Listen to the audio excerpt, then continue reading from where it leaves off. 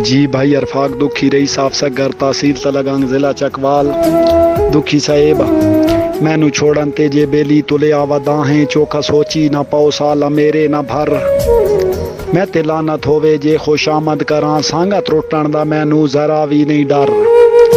और गल हकीकत तेरा ए सारा जहान जानदा ए ते तू वखरिया मैं बेली बनाया ही नहीं। अपने दिल दी सदारत दी कुर्सी उत्ते कोई बहाना भी नहीं कोई बहाया भी नहीं।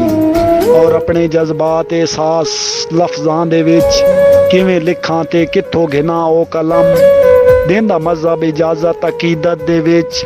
दुखी साहिब तैनू सजदा करा हाँ खुदा दी कसम मत समझे पिछा मोड़न दे लई ते हमदर्दियां मैं जतैंदा पिया। मेरे दिल नू जो फांसी दा हुक्म हो गया है आखिरी ख्वाहिश पूरी करेंदा पिया।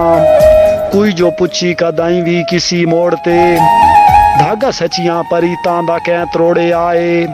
ओ तेरी गल घटे मैनू वारे चे नहीं छोड़ा मैं नहीं तू आखी उसे छोड़े आए।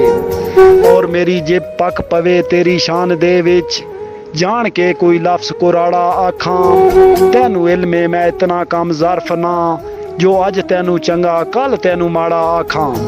तू जो मिथ लईए हुण दो दलीला ना हो पूरी चस लै बेशक नवें सजना दे संग पिन के खुशियां लवण मेरी फितरत नहीं।